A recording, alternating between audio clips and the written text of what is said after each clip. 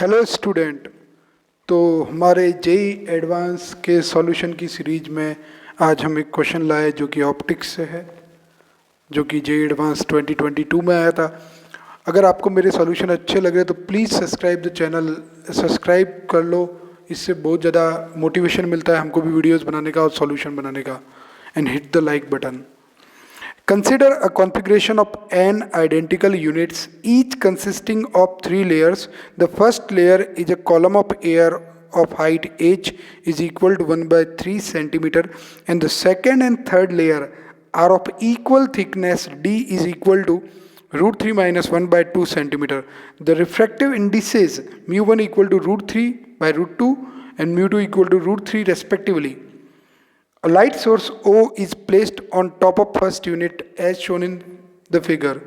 A ray of light from O is incident on the second layer of the first unit at an angle theta equal to 60 degree to the normal.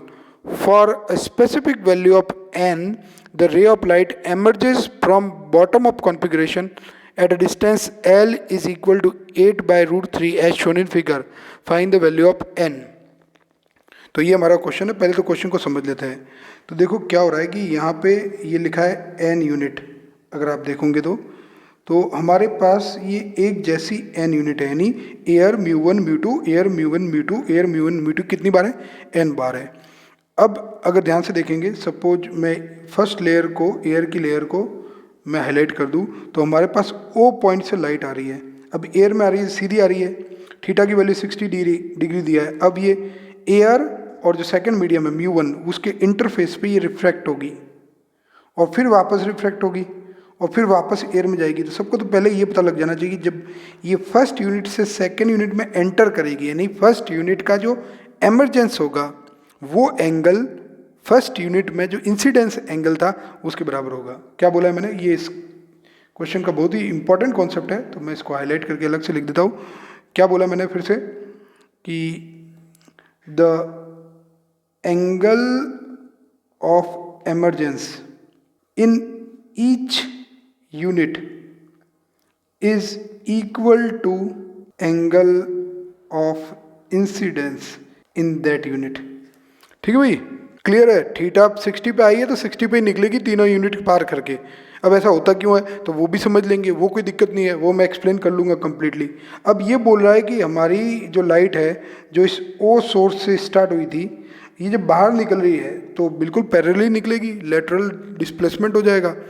अब यहाँ पे जो lateral shift है वो नहीं निकालना है, अपन को हॉरिजॉन्टल शिफ्ट निकालना है, और हॉरिजॉन्टल शिफ्ट को L नाम दिया गया है और L की वैल्यू 8 बाई रूट 3 दिया है। तो अपन को L निकालना नहीं है, L तो गिवन है, N निकालना है कि कितनी यूनिट हो कि ये हॉरिजॉन्टल शिफ्ट आए। तो इसके लिए मैंने एक डायग्राम ड्रॉ किया है, यहाँ मैंने एक यूनिट का डायग्राम ड्रॉ किया है। तो ये हमारा वो O पॉइंट हो गया और O पॉइंट से लाइट जो है एयर में एंटर की है और 60 डिग्री पे एंटर की है, फिर ये दूसरे मीडियम में जा रही है। तो सपोज वहाँ पे एंगल ऑफ रिफ्रैक्शन जो है वो R1 है, तो फिर जब अगले मीडियम में जाएगी यानी म्यू2 में जाएगी तो R2 हो गया, और जब बाहर निकलेगी तो 60 होगा। वो देखेंगे कैसे। सपोज जो एयर है उसमें इसका हॉरिजॉन्टल शिफ्ट x1 है, जो म्यू1 है उसमें x2 है, और जो म्यू2 है उसमें x3 है। तो total horizontal shift in one unit, मैं एक बार लिख देता हूँ, total horizontal shift in one unit is x is equal to x1 plus x2 plus x3। अपन को टोटल हॉरिजॉन्टल शिफ्ट दे रखा है ना, तो total horizontal shift from n such unit is equal to nx equal to l, जो question में दे रखा है। तो पहले तो ये कई लोगों को लग रहा होगा कि n टाइम्स कैसे कर दिया, क्योंकि हर बार जो एंगल ऑफ एमरजेंस होगा हर यूनिट से वो 60 होगा। अब देखते हैं क्यों। तो सबसे पहले तो यहाँ पे ये देख देते हैं, अपन को अगर x1 x2 x3 की वैल्यू अगर लिखनी जाए तो x इक्वल टू x1 है। अब x1 कौन सा डिस्टेंस है, तो मैं हाईलाइट करता हूँ ब्लू कलर से। तो हमारा x1 ये वाला डिस्टेंस है, यानी यहाँ पे ये रहा। अपने पास h की वैल्यू दी हुई है, h tan 60 अगर देखेंगे तो वो x1 है। सबको समझ में आ जाना चाहिए, h बेस है, ये एंगल थीटा 60 है, तो परपेंडिकुलर कितना होगा, h tan 60। ऐसे कैसे हमारे पास अगले मीडियम में ये देखें तो मैं ग्रीन कलर, मैं और कुछ कलर यूज कर लेता हूँ, यहाँ पे अलग कलर यूज करता हूँ ताकि क्लियर हो जाए।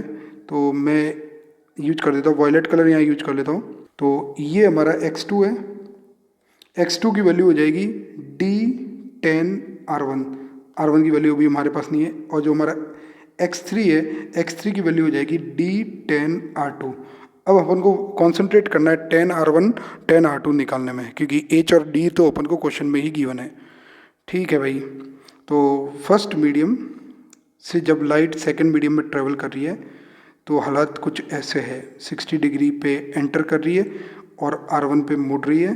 तो अपन लिख सकते हैं इसका रिफ्रैक्टिव इंडेक्स 1 है, दूसरे मीडियम का जो रिफ्रैक्टिव इंडेक्स है वो √3/√2 है। तो अपन स्नेल्स लॉ लगाते हैं फटाफट और अपन लिख सकते हैं फॉर फर्स्ट मीडियम जो है हमारा मीडियम μ1 के लिए बात कर रहे हैं, स्नेल्स लॉ लगा देते हैं जब एयर से μ1 में आ रही है। तो वो हो गया 1 sin 60 is equal to √3/√2 sin R1।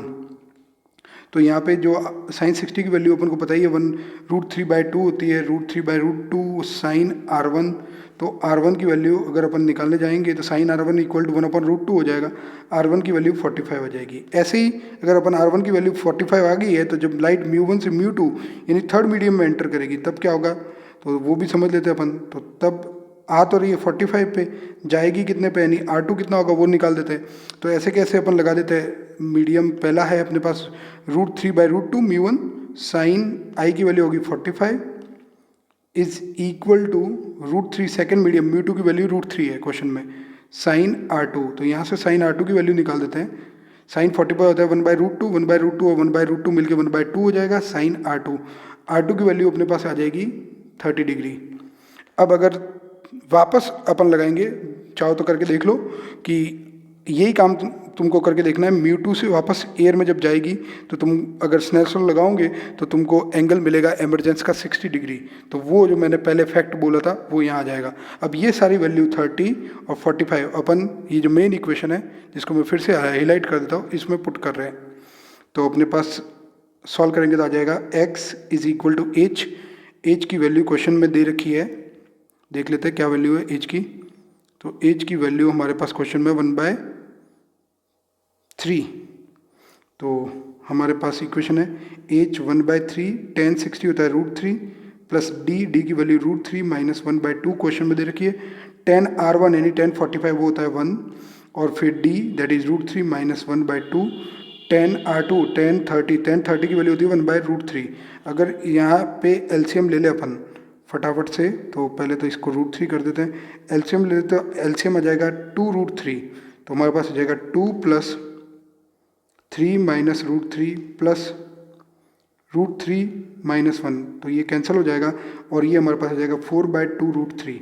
अब अकॉर्डिंग टू हमारी जो इक्वेशन है कि L तो NX के बराबर है और L की वैल्यू क्वेश्चन में दे रखी है 8/√3 इक्वल टू NX की वैल्यू आ गई 4/2√3। अगर इसको फटाफट सॉल्व कर दे तो हमारे पास n की वैल्यू 4 आ जाएगी।